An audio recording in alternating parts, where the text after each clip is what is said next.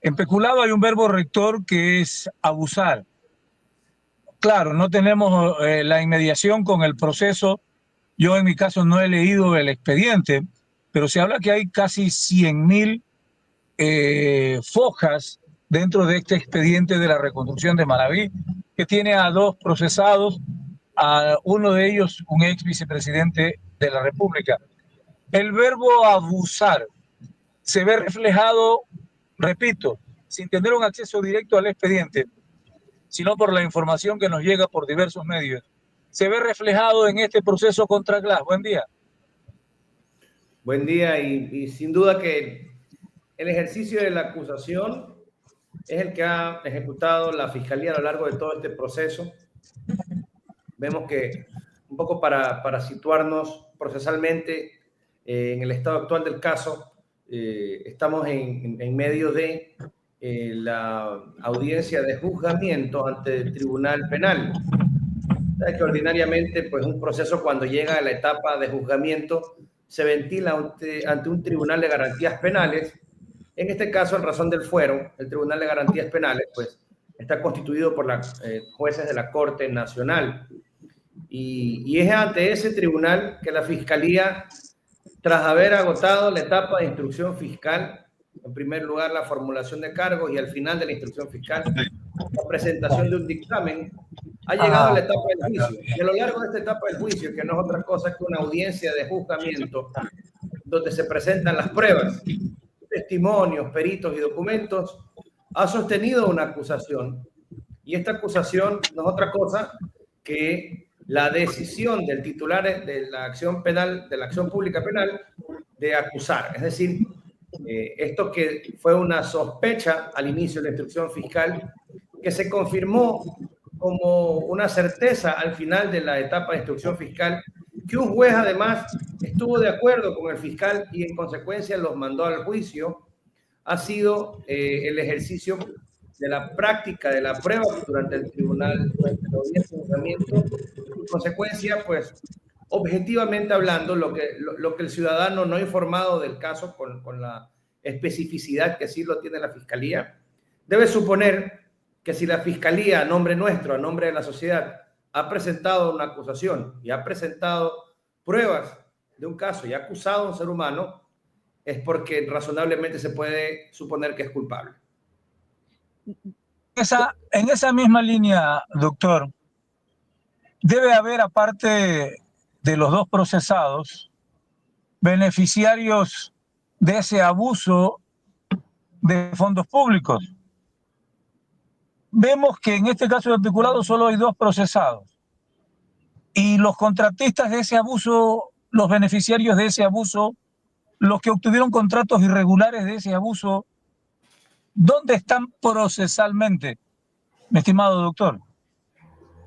Insisto que desconozco el detalle del caso, pero la dinámica procesal permite, por ejemplo, no olvidemos que el peculado es un delito muy particular, es un delito que por sus particularidades incluso nuestra legislación previno que es un delito que no prescribe, que es un delito que es juzgado en ausencia y que es un delito calificado, es decir, que el sujeto activo o el autor del delito tiene que ser un funcionario público o una persona que actúe como delegado de una función pública. Y al final del día el peculado es el abuso de fondos públicos, o la disposición arbitraria de fondos públicos. Hay un montón de especies y hay un montón de circunstancias complementarias a este delito, pero en esencia el delito de peculado es el abuso arbitrario, el uso arbitrario de fondos públicos. Entonces, si esta dinámica se produjo en conjunto con la coparticipación, coautoría de prestadores privados, que suele ser el caso, la Fiscalía, si no los ha acusado aún lo puede hacer en un proceso penal por cuerda separada. Yo no sé si la Fiscalía estratégicamente lo ha llevado de esta forma por alguna razón, pero sí llama la atención que en un delito que es de un verbo múltiple y que suele tener la participación de numerosos funcionarios, no hayan procesado a más personas aún. Doctor, decía la defensa el otro día que, por ejemplo, de los más de 500 contratos que firmaron, no recuerdo bien si fue la última semana o el último día, pero que de cualquier manera era una barbaridad, porque ¿quién puede controlar, realmente poner atención a más de 500 contratos firmados a última hora? ¿No? Decía, ninguno está firmado por Glass. Todos están firmados por otras personas, ninguno está firmado por Glass, pero él era el responsable del comité de reconstrucción, así fue nombrado a nivel nacional. Ya, ¿cuánto lo puede cubrir eso o cuánto de ninguna manera, o sea, por ser el responsable del comité de reconstrucción, él queda al frente aunque no haya firmado esos contratos? Bueno, la firma de un contrato es nada más un acto jurídico que probablemente incluso se produjo por delegación. Entonces, la regla general indica que la responsabilidad penal es personalísima, de hecho. Nadie puede ser juzgado por una conducta ajena, sino por la propia. En ese sentido, si la defensa de Glass ha de pronto llevado adelante una tesis de defensa alrededor de la confianza en el rol de los terceros, es decir, diciendo yo como líder de este proyecto o de esta etapa del proyecto político, no es que tampoco estaba al frente de cada cosa, sino que delegaba y confiaba en los terceros. Eso, pues sin duda, pues tiene que haber sido ventilado por la defensa de Jorge Glass. De hecho, lo que hemos escuchado y que ha trascendido en las noticias es que a lo largo de su testimonio, él manifestó públicamente que las obras estaban, que las obras se hicieron y que si no se continuaron ejecutando ya no era responsabilidad de él, precisamente por este principio que es propio de la teoría de la imputación objetiva de la conducta, que es el estado actual de la ciencia penal, por el que se entiende que nadie responde sino por sus propios actos, en la medida que estos actos sean considerados penalmente relevantes y que además impliquen la vulneración o la violación de la normativa extrapenal, qué sé yo, los reglamentos, qué sé yo, los contratos y demás. Pero si la Fiscalía ha llevado adelante una acusación, no es tampoco poco conocido que en el gobierno de Rafael Correa, Jorge Glass ocupó una posición preponderante de importancia y que poco o nada se hacía sin que tengan absoluto conocimiento y discreción por parte de tanto la Presidencia de la República como por parte de la Vicepresidencia de la República, en este caso a cargo de los sectores estratégicos. Eso es algo que se sabe. Habrá que ver cómo lo han probado dentro del proceso. Una inquietud más para cerrar el tema de Glass, de mi parte, es que se habla de la Fiscalía pide 13 años, ¿no es cierto? Y él decía que le habían propuesto cooperación eficaz. En el caso, que hasta el momento él ha dicho que no ha aceptado y que no va a aceptar, en el caso de que él cooperara, ¿no? ¿Eso qué significaría? ¿Que podría su sentencia bajarse cuánto? ¿Que podría significar que él salga libre cuándo? Porque creo que le faltan, me parece que son 2 o 3 años para cumplir las sentencias anteriores.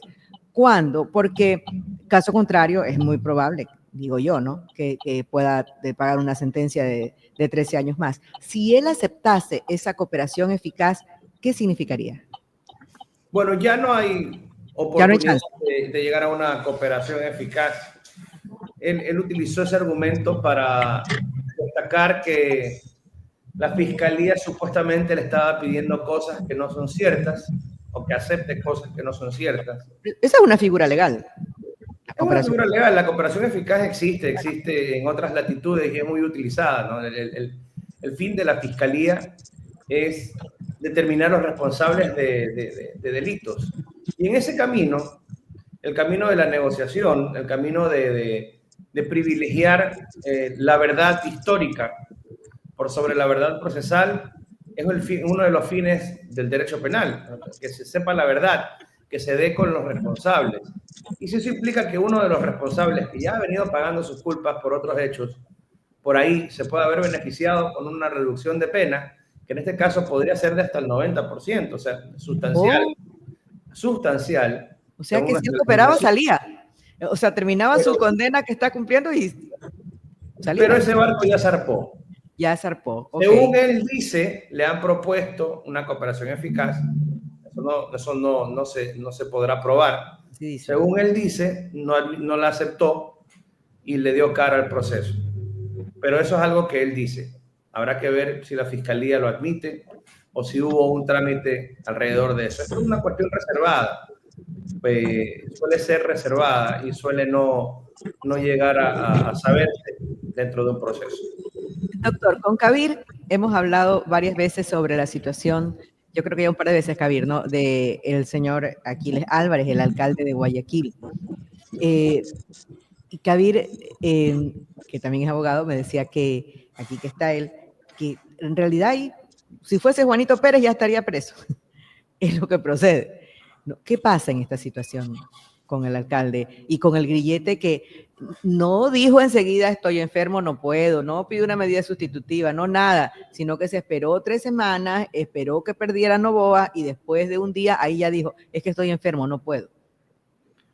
Bueno, si usted me pregunta a mí, desde la perspectiva objetiva, ¿no? de un abogado que ha visto el caso, yo creo que Aquiles Álvarez ha transitado por un sinnúmero de profesionales del derecho que no lo han asistido en la forma adecuada, por decirlo menos. De acuerdo.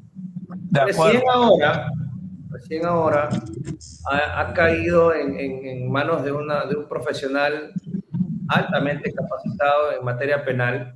Es de conocimiento público. El doctor Ramiro García es un profesional que incluso es docente, que incluso ha escrito obras de derecho penal. Es una persona que domina el derecho penal y que constantemente litiga. Entonces, ahora sí tiene un abogado defensor que lo representa y que pues, aparece de pronto ante los medios de comunicación y explica cosas con sentido jurídico. Una de ellas, mire que la estrategia es clara, ¿no? El alcalde se ha presentado físicamente ante la corte, a lo que por si acaso no está obligado en esta etapa del proceso. En esta audiencia él pudo no ir, eligió ir. Doctor, una precisión allí. Es claro lo que usted dice, porque le demuestra al juez que sin tener la obligación de estar presente, él está colaborando y está atado al proceso penal. Esa es la intención de Ramiro, entiendo. Así es. Por un lado, desde el inicio la estrategia de él fue alegar que no va a huir y dio la cara a través de la costumbre que él tiene en las redes sociales y medios de comunicación, dando entrevistas, ruedas de prensa y presencia en el municipio y demás. Pero esta siguiente manera de demostrar que él no va a huir, que es el objetivo de una medida cautelar privativa de libertad, la prisión preventiva, que la Fiscalía ha insistido en su contra. Y si no hay este riesgo de fuga real, lo pone en una situación muy complicada al juez, porque así nomás dictarle prisión preventiva a un funcionario público elegido por votación popular, que está ejerciendo su trabajo, que está dando la cara ante el propio juicio y que permanentemente lo vemos en recorridos y en obras y demás. Doctor, que no hace mucho sentido lógico. Una precisión allí, mi querido doctor. Las medidas cautelares dictadas por el juez tienen que cumplirse en su totalidad, no parcialmente, porque son parte de un todo. A él se le ordenó presentaciones periódicas, prohibición de salir del país y portar grillete. Si él tenía un impedimento, esta es mi teoría, no sé si usted la comparta, si él tenía un impedimento de salud para portar grillete por algún problema cardíaco, ¿qué debió hacer? Para mí debió pedir una audiencia de revisión o de sustitución de medida 521 COIP y demostrar el impedimento o el daño que podía causarle ese grillete a su salud. pero eso no ocurrió. Por lo tanto, él incumplió las medidas cautelares dispuestas por el juez, para mí por lo menos. Y la ley es clara en esto. Si se demuestra que usted incumplió las medidas dictadas, al juez no le queda otra alternativa que dictar la prisión preventiva en una audiencia como la que estamos viviendo. No creo que es así 100%. En lo que sí estoy de acuerdo con usted es que hubo un manejo desprolijo en cuanto a la ejecución de la medida cautelar. Primero, me parece recordar que sí hubo un pedido de revisión de medidas que se ha venido difiriendo para, por principio de economía procesal, discutirlo en la misma audiencia de preparatoria de juicio. Ahora entiendo que se ha discutido el tema finalmente una vez que la audiencia preparatoria de juicio sí se llevó a cabo, y asimismo ha trascendido que la Fiscalía, cercano a esta audiencia, lo ha convocado para colocarle el grillete. Eso lo hace la Fiscalía por su cuenta, y obviamente el alcalde no se presentó alegando que tenía problemas de salud. Este argumento yo no estoy tan seguro si no lo ha presentado antes dentro del proceso. Yo me imagino que sí. Ahora, el incumplimiento de esta medida cautelar lo pone al juez en la posibilidad de revisar la medida cautelar. No lo obliga a dictarle prisión preventiva. Pero el 536 no es claro en ese punto, doctor. No dice que le tiene que dictar prisión preventiva. Dice que le puede revocar la otra medida. No olvidemos que la prisión preventiva es una medida de carácter excepcional. Pero yo creo que el juez tiene una papa caliente en sus manos. Se me hace difícil de creer que le va a dictar prisión. Yo creería que con lo que tiene en su poder, va a ratificar una medida cautelar no privativa de libertad. Yo no sé si esta discusión del grillete electrónico al final se va a zanjar, que se lo pongan o no, cuando él no ha salido del país y cuando él está presentándose ante el juicio. Pero lo que queda claro es que da la impresión que el juez va a dictar un auto de llamamiento a juicio y el alcalde va a tener que enfrentar la etapa de juzgamiento en el corto plazo, porque el proceso va avanzando a pasos agigantados. Qué interesante que ha sido escuchar estas dos ponencias, ¿no? Qué interesante esta argumentación de parte y parte. A mí lo que me queda claro de todo esto es que, mire, el doctor Ramiro García decía aquí en este micrófono hace unos 3 o 4 días atrás, decía que toda la acusación, toda esa parte acusatoria ha sido desprolija. Y usted dice a sí mismo que tal vez, la parte en la que él tenía que haber, me refiero a Aquiles Álvarez, excusado, también ha sido desprolija. Y yo lo que digo que entre estas desprolijidades, aquí yo veo que, no sé, yo como guayaquileña, la verdad es que no me siento satisfecha. Diga. Pati, estoy con el COIP 536, inciso segundo, mi querido doctor. Dice así, el 536, inciso segundo: si se incumple la medida sustitutiva, la o el juzgador la dejará sin efecto y en el mismo acto ordenará la prisión preventiva del procesado. No lo deja a libre albedrío. La ley ordena que si se incumple la medida, se la revoque la dictada y se dicte prisión preventiva. 536, inciso segundo del COIP, mi querido doctor. Yo le hago una pregunta, en cambio. ¿Y ha cumplido la prohibición de salir del país? ¿O ha cumplido la presentación periódica? No, por eso le decía previamente, las medidas cautelares son un todo. Claro, y es bonito para el debate, es lindo para el debate. Las medidas cautelares deben cumplirse parcialmente o deben cumplirse en su totalidad. Si de 3 cumplo 2, respeté el mandato del juez o lo irrespeté.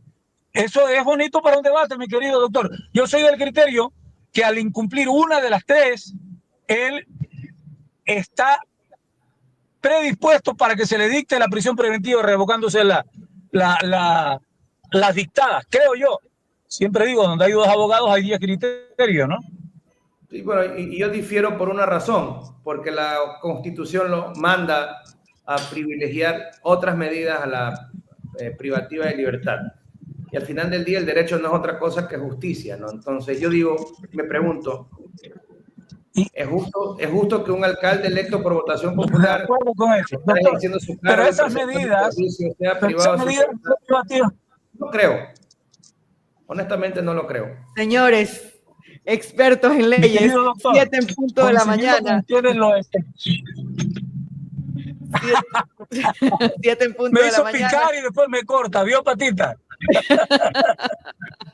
No, porque tenemos Un ahorita ya una abrazo, cadena. doctora. Y Yo además, también me despido. Ya habrá oportunidad para... sí, Ay, ya habrá oportunidad para conversar de esto y otros puntos, mi querido doctor. Para mí es un verdadero honor haber dialogado con usted en horas de esta mañana. Usted en Guayaquil y yo en la ciudad más linda del mundo, Puerto Viejo. Qué bien, qué bien. linda ciudad.